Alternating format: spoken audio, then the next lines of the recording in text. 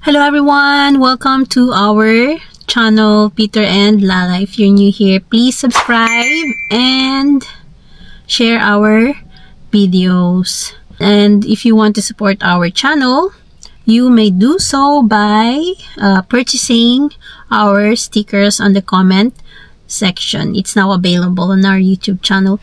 And for today's video, pag-uusapan natin ang new version ng Form I-129F.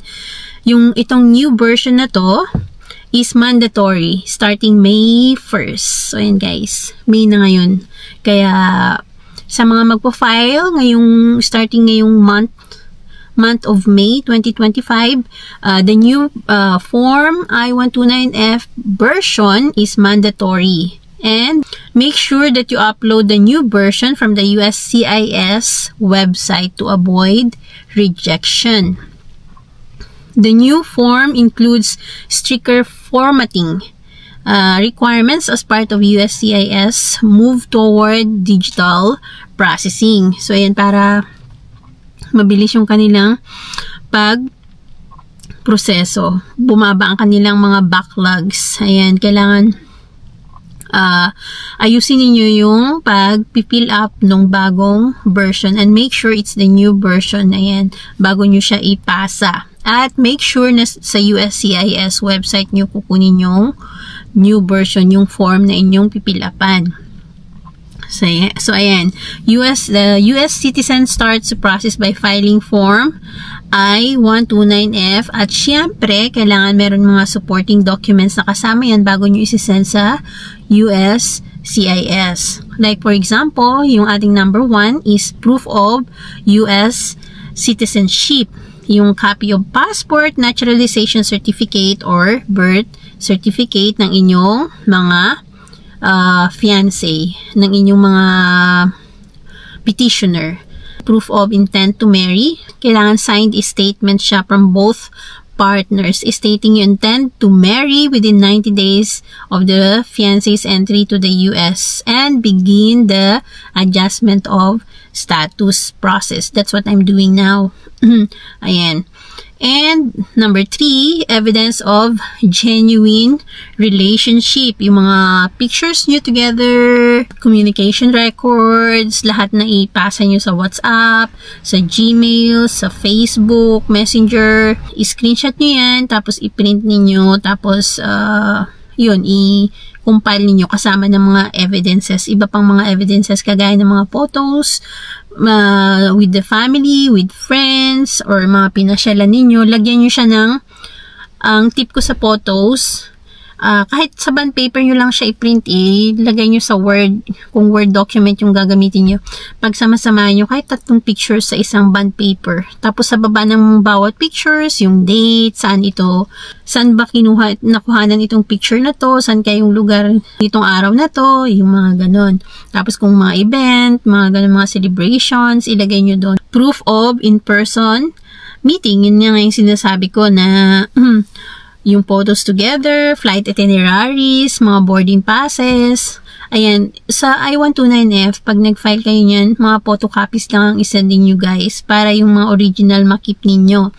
And yung mga hotel reservations, at saka kung, syempre, ni-stamp yan, di ba, pag dating mo sa isang bansa, may stamp yan, i-stamp nila na ito yung arrival date mo, pati yun i-print niyo, i-photocopy nyo. This is required unless you are a person requesting for a waiver. Pero kung hindi naman, you provide the supporting documents. Proof of relationship. Evidence showing a bona fide relationship. Yung mga engagement photos, kung nag-decide na kayo na mag-engage while your petitioner is here in the Philippines, mga ganon.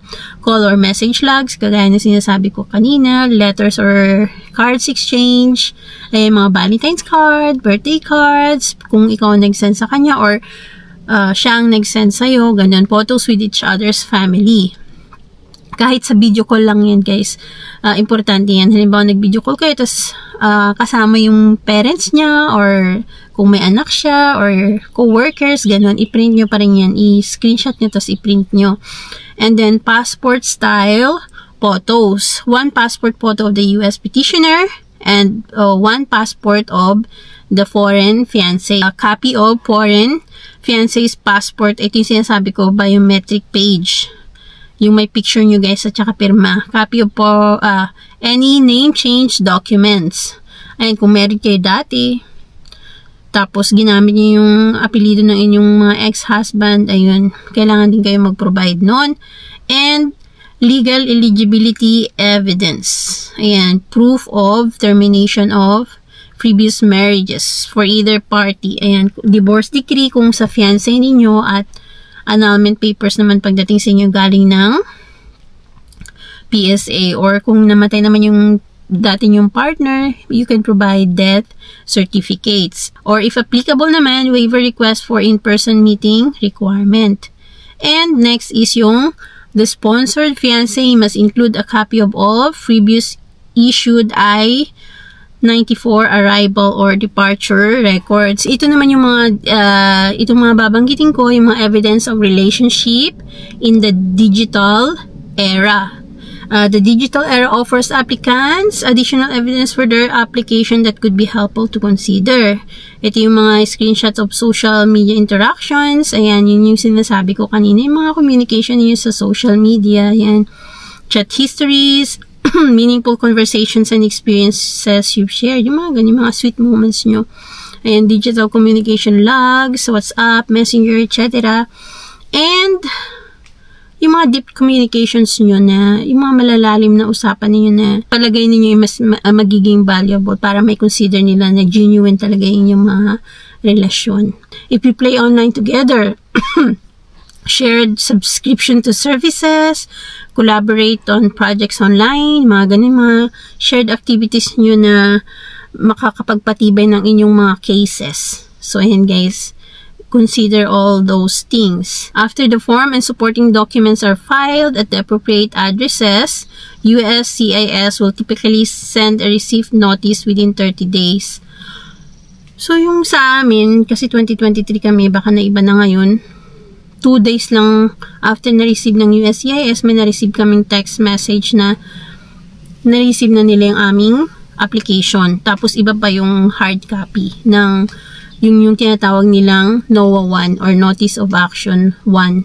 So, yun. Meron kang text messages, tapos text message, tapos meron ding hard copy na isi-send sa address ng inyong mga fiancé. USCIS may also send a request for evidence. Ito yung nangyari sa amin na nag-request sila ng additional evidence. Additional evidence o yung tinatawag na RFE if they need more information. Gaya sa amin, nag-request sila na i-biometric siya. So, pumunta siya ng USCIS, tapos nag-biometric siya, picture, tsaka fingerprints. Yun. Pero ang tagal nila bago nang hingi ng RFE. Nasa more than a year na yung aming application. Pero, sana mas mabilis na ngayon, di ba? So, yun yung aming RFE. Nag-send ulit sila ng letter. Ayan, nagre-request nga sila na pumunta si fiancé ko sa USCIS para sa kanyang biometrics. So, nung nagtanong ako sa group namin, sabi nga nila parang unusual kasi they never experience, none of them experience na yung fiancé nila is ni-request para mag-biometrics. Wala sa kanila. Kasi sabi na, oh, hindi dapat ganyan, dapat ako daw. As ako yung pinipetition niya, dapat ako yung magba-biometrics. Yun nga yung biometrics bago interview. Pero sa amin, yung RFE namin is biometrics para kay fiancé. So, we'll never know kung ano yung itatanong nila. Depende sa assessment nila doon sa inyong mga ipapasang I-129F form and yung inyong mga documents and additional supporting documents. So, dun magdidepende yung kanilang i-request na additional evidence. Once Form I-129F is approved, USCIS will send you an approval notice. Yan naman yung tinatawag na NOAA 2 or Notice of Action 2. Approval notice. So, ang baling saklaw lang ng ating topic ngayon is yung ating I-129F na petition. Ayan, meron silang, yung kagaya na sinabi ko kanina, meron silang bagong version at mandatory na yun starting May 1st. So, sa mga magpa-file pa lang ng I-129F, good luck and make sure na kompleto yung inyong mga isi-send and more supporting documents to support the genuinity of your relationship. Ayan. And good luck and thank you so much. Sana makapag-comment kayo sa aking video para naman ayan, makapagkwentuhan tayo. So, ayan guys, mga kababayan, Ayan, good luck sa inyong mga petition at sana ay mabilis ang maging proseso ng USCIS this year. Ayan, and good luck and God bless. Thank you so much for watching.